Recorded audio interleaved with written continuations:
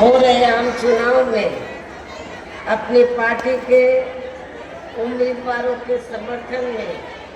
मुझे सुनने के लिए यहाँ इकट्ठा हुए हैं, तो उसके लिए मैं आप सभी लोगों का हार्दिक दिल से आभार प्रकट करती हूँ। वैसे आप लोगों को ये मालूम है कि हमारी पार्टी कांग्रेस, बीजेपी व अन्य किसी भी विरोधी पार्टी तथा गठबंधन आदि के साथ मिलकर नहीं, बल्कि अकेले ही अपनी पार्टी के बलबूते पर पूरी तैयारी व दमदारी के साथ ये चुनाव लड़े। इसके साथ ही हमने टिकट बंटवारे के मामले में भी सर्व समाज के लोगों को बीएसपी में जुड़ने की तादाद को ध्यान में रखकर फिर उस अनुपात में ही उन्हें उचित भागीदारी भी दी है, जिनको कामयाब बनाने के लिए पार्टी के लोग पूरे जी जान से लगे हैं। हालांकि आज आपकी यहाँ इकट्ठा हुई अपार भीड़ व भीड़ के जबरदस्त जोश को भी देखकर अब मुझे भी ये काफ़ी हद तक भरोसा हो गया है कि आप लोग इस चुनाव में यहाँ अपने प्रदेश से अपनी पार्टी का बेहतर रिजल्ट जरूर लाएंगे। इसके लिए अब मैं आप लोगों का ध्यान कुछ जरूरी बातों की तरफ दिलाना चाहती हूँ, और इस संबंध में विशेषकर मैं कांग्रेस, बीजेपी व इनके अन्य सभी सहयोगी दलों के बारे में ये कहना चाहूँगी कि आज़ादी के बाद शुरू में केंद्र व देश के अधिकांश राज्यों में भी ज़्यादातर सत्ता यहाँ कांग्रेस पार्टी के हाथों में ही केंद्रित रही, किंतु इनकी खासकर दलित, आदिवासी व पिछड़ा वर्ग विरोधी तथा अन्य और मामलों में भी रही गलत नीतियों एवं गलत कार्य प्रणाली आदि की वजह से ही फिर इस पार्टी को केंद्र में काफी राज्यों की भी सत्ता से बाहर होना पड़ा, तथा यही स्थिति इनकी सहयोगी पार्टियों की भी बनी रही है। और अब पिछले कुछ वर्षों से बीजेपी व इनके सहयोगी दल केंद्र व अधिकांश राज्यों की भी सत्ता में काबिज हो गए हैं। साथ ही इनकी भी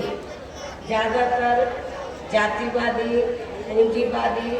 संकीर्ण, सांप्रदायिक व द्वेषपूर्ण नीतियों एवं कार्य प्रणाली आदि से तथा इनकी कथनी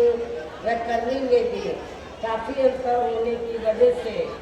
ऐसा लगता है कि इस बार ये पार्टी भी यानी कि भारतीय जनता पार्टी भी केंद्र की सत्ता में आसानी से वापस आने वाली नहीं है। बशर्ते यदि ये चुनाव इस बार फ्री एंड फेयर होता है तथा आम चर्चा के मुताबिक वोटिंग मशीनों में भी कोई गड़बड़ी आदि नहीं की जाती है, और वैसे भी इस बार चुनाव में इनकी कोई भी पुरानी एवं नई चल रही नाटकबाजी, जुमलेबाजी व गारंटी आदि काम में आने वाली नहीं है, क्योंकि अब देश की जनता काफ़ी हद तक इस बात को समझ चुकी है कि इनकी पार्टी ने अब तक देश के विशेषकर गरीबों, कमजोर तबकों, मध्यम वर्गीय एवं अन्य मेहनतकश लोगों को जो इन्हें अच्छे दिन दिखाने के असंख्य प्रलोभन भरे वायदे किए हैं तथा अनेकों हवाई व कागजी गारंटी आदि दी है, तो उनका जमीनी हकीकत में अभी तक भी इन्होंने लगभग 1/4 हिस्सा भी कार्य पूरा नहीं किया है, बल्कि इसके स्थान पर इनका ज़्यादातर समय व ताकत भी यहाँ इनके अपने चहेते रहे बड़े बड़े पूंजीपतियों एवं धन्ना सेठों को ही ज़्यादा से ज़्यादा माला माल व धनवान आदि बनाने में तथा इन्हें हर स्तर पर छूट देने व बचाने में ही लगी रही है, जिनके अधिकांश आर्थिक सहयोग से ही ये पार्टी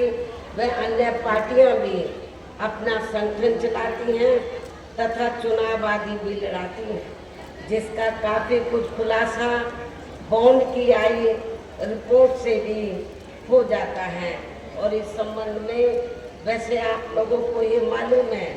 कि अभी कुछ दिन पहले तो माननीय सुप्रीम कोर्ट ने बॉन्ड के बारे में जो खुलासा किया है, तो उससे ये स्पष्ट हो जाता है, उस खुलासे से ये स्पष्ट हो जाता है कि इस देश में बीएसपी को छोड़कर जितनी भी राजनीतिक पार्टियां हैं, चाहे कांग्रेस हो, बीजेपी हो,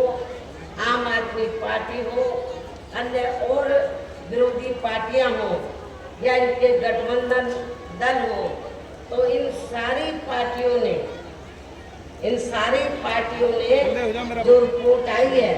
इन सारी पार्टियों ने अपनी पार्टी के संगठन को चलाने के लिए व चुनाव आदि लड़ाने के लिए बॉन्ड के जरिए बड़े पूंजीपतियों, लेकिन बहुजन समाज पार्टी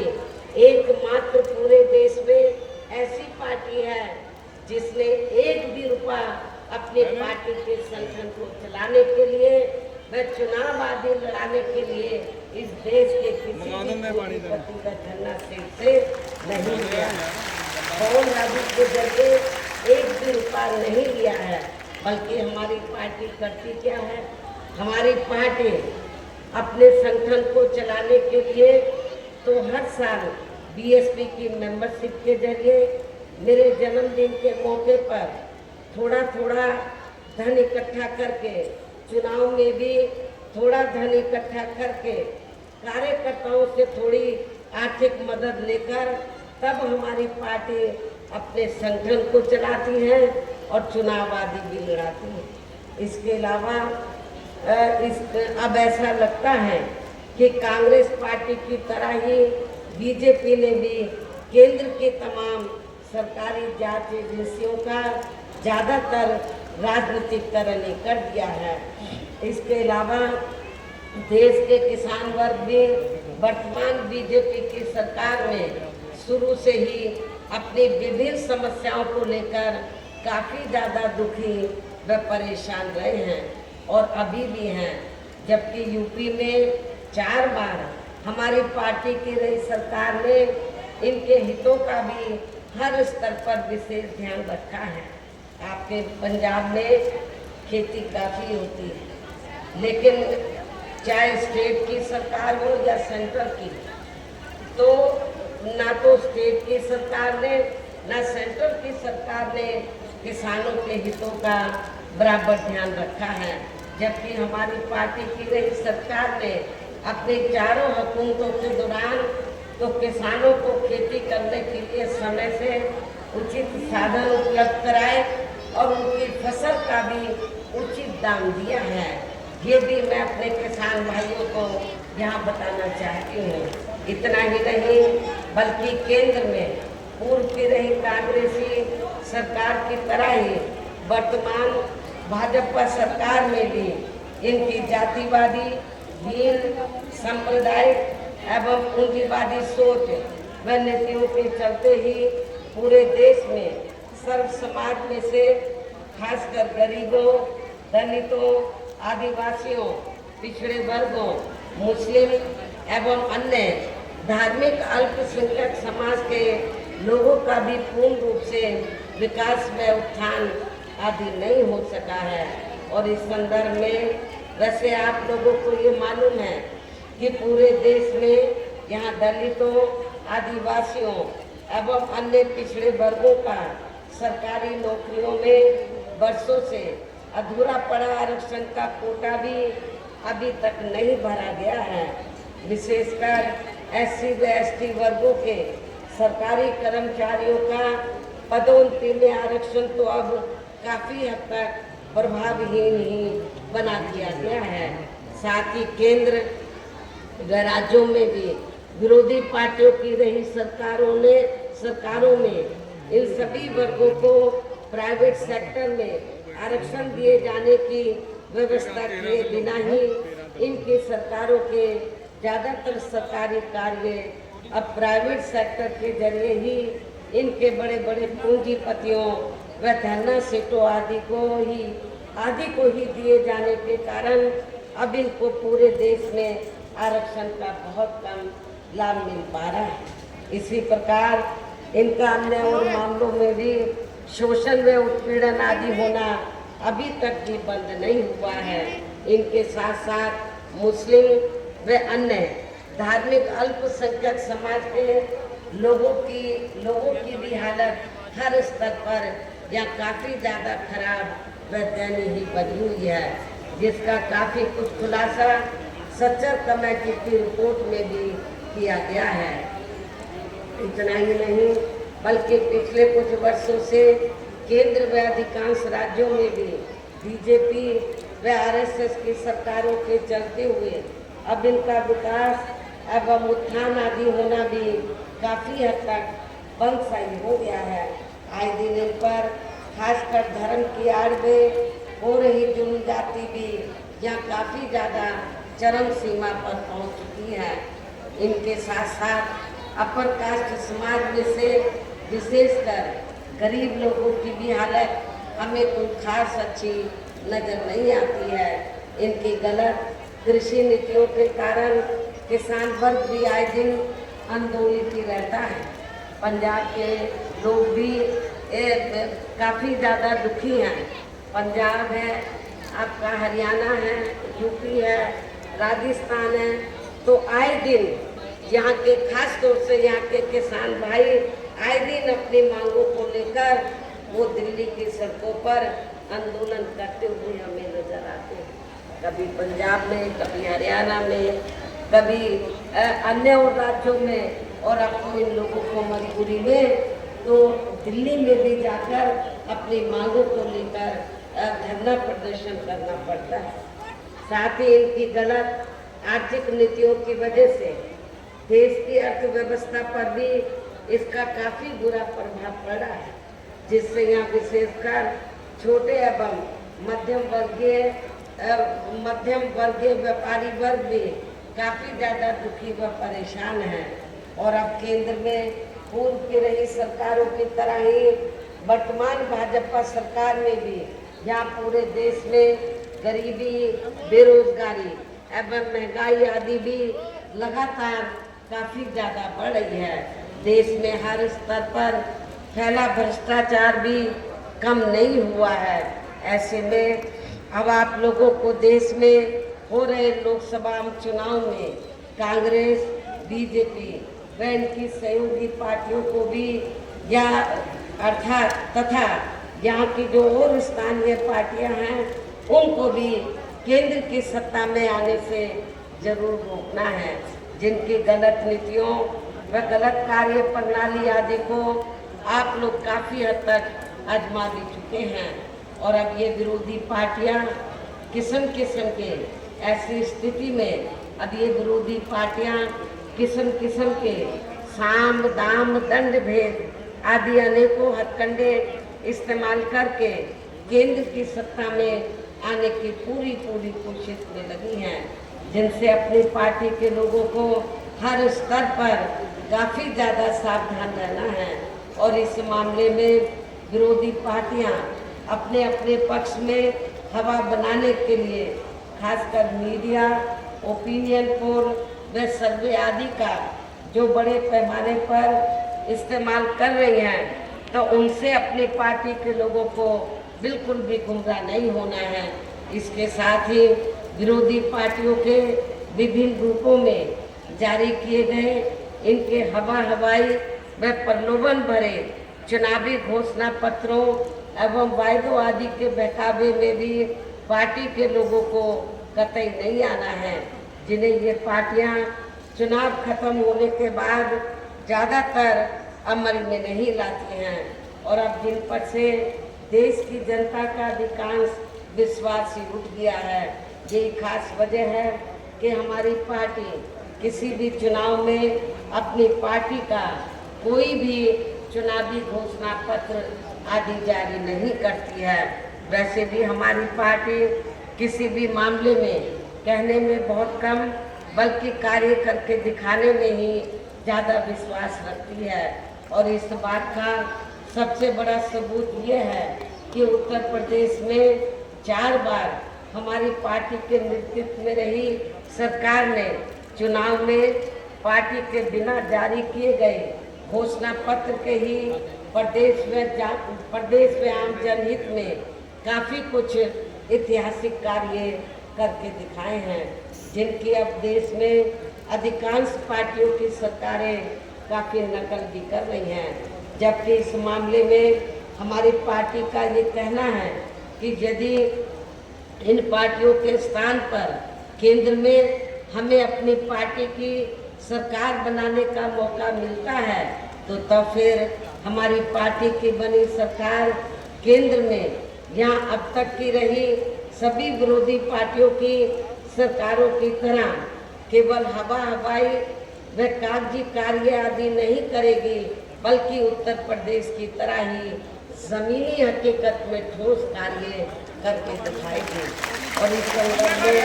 खासकर मैं ये कहना चाहूँगी, केंद्र द्वारा देश में पिछले कुछ समय से अति गरीब परिवारों को अस्थायी तौर पर फ्री में जो थोड़ी सी खाद्य सामग्री, राशन आदि दिया जा रहा है, तो उससे इनका स्थायी तौर पर भला होने वाला नहीं है। और इस संदर्भ में मैं आप लोगों को ये कहना चाहूँगी कि केंद्र की सरकार पिछले कुछ समय से इस देश के गरीब लोगों को जो मुफ्त में थोड़ा सा राशन आदि देती है, तो उसके एवज में करती क्या है कि जब छोटा चुनाव हो कोई या बड़ा चुनाव हो, तो इसके एवज में फिर बीजेपी व आरएसएस के लोग गांव-गांव में जाकर, शहरों की बस्तियों में जाकर उन गरीब लोगों को ये कहते हैं कि बीजेपी व आरएसएस ने, केंद्र की सरकार ने आपको फ्री में राशन उपलब्ध कराया है, इसके बदले में तो आपको बीजेपी को वोट देना चाहिए। इसमें रत्ती भर भी सच्चाई नहीं है। और मैं आप लोगों को ये बताना चाहती हूँ कि केंद्र की सरकार ने जो फ्री में थोड़ा राशन आपको दिया है, ये बीजेपी आरएसएस की देन नहीं है, ये केंद्र की सरकार की देन नहीं है, बल्कि इस देश की जनता जो केंद्र की सरकार के पास टैक्स के जरिए पैसा देती है, जमा कराती है, और टैक्स से जो पैसा आता है उस पैसे से आपको मुफ्त में राशन दिया जाता है। ये बीजेपी की देन नहीं है, आरएसएस की देन नहीं है, ये आप लोगों का अपना पैसा है। आपने बीजेपी आरएसएस का नमक नहीं खा रहे हैं, आप लोग अपना नमक खा रहे हैं। इसलिए इनके बहकावे में आप लोगों को कतई भी नहीं आना है और आप लोगों को अपना एक वोट अपनी पार्टी बहुजन समाज पार्टी को ही देना। और वैसे भी जो गरीब लोग हैं, इनकी ये जटिल समस्या देश में हर हाथ को काम देने से ही केवल दूर हो सकती है, जिसकी तरफ हमारी पार्टी की बनी सरकार विशेष ध्यान देगी। साथ ही देश में पिछले काफ़ी वर्षों से आए दिन बढ़ रही गरीबी, बेरोजगारी व महंगाई आदि से भी जनता बहुत ज़्यादा दुखी है, जिसे भी आर्थिक नीतियों में तब्दीली करके जरूर दूर किया जाएगा। धर्म की भी आड़ में पिछले कुछ वर्षों से खासकर मुस्लिम व अन्य अक़लियतों के लोगों का द्वेष की भावना से जो इनका काफ़ी ज़्यादा शोषण व उत्पीड़न आदि किया जा रहा है, तो उसे भी जरूर रोका जाएगा। कहने का तात्पर्य ये है कि देश में इस समय हो रहे लोकसभा चुनाव में विरोधी पार्टियों के जारी किए गए उनके हवाई व प्रलोभन भरे चुनावी घोषणा पत्रों आदि के बहकावे में अब यह खासकर देश के अति गरीबों, मजदूरों, बेरोजगारों एवं अन्य मेहनतकश लोगों को बिल्कुल भी नहीं आना है। और अब इन्हें ऐसी सभी विरोधी पार्टियों को केंद्र की सत्ता में आने से जरूर रोकना है, जिनकी कथनी व करने में काफ़ी अंतर रहा है तथा जिन्हें ये लोग बरसों से आजमा चुके हैं। ऐसे में अब मेरा यही कहना है कि आप लोगों को अपने खुद के व अपने प्रदेश एवं देश के हित में अपने वोटों को या कांग्रेस, बीजेपी व अन्य विरोधी पार्टियों को न देकर केवल अपनी एकमात्र हितैषी पार्टी बहुजन समाज पार्टी को ही देना, जो ये पार्टी उत्तर प्रदेश की तरह ही केंद्र में भी अपनी पार्टी की सरकार बनने पर फिर पूरे देश में यह अपनी पार्टी की सर्वजन हिताय व सर्वजन सुखाय की नीतियों पर आधारित ही सरकार चलाएंगे। इसके साथ साथ केंद्र से जुड़ी आपके स्टेट की जो भी यहाँ स्थानीय समस्याएं होंगी तो उन्हें भी फिर दूर करने का हर संभव पूरा प्रयास किया जाएगा। साथ ही यहाँ गरीबों, मजदूरों, बेरोजगारों, कर्मचारियों, किसानों, छोटे व्यापारियों एवं अन्य मेहनतकश लोगों के हितों का भी विशेष ध्यान रखा जाएगा। सर्व समाज में से खासकर दलितों, आदिवासियों, पिछड़े वर्गों, मुस्लिम व अन्य धार्मिक अल्पसंख्यक समाज के लोगों का, जिसमें सिख, मुस्लिम, ईसाई, पारसी व बौद्ध आदि विभिन्न धार्मिक अल्पसंख्यक समाज के लोग आते हैं, तो इनके विकास व उत्थान के साथ साथ हर स्तर पर इनकी सुरक्षा आदि के लिए भी प्रभावी कदम उठाए जाएंगे। और तभी फिर यहाँ वास्तव में अपने देश के महान संतों, गुरुओं व महापुरुषों में भी विशेषकर महात्मा ज्योतिराव फूले, श्री छत्रपति शाहू जी महाराज, श्री नारायण गुरु,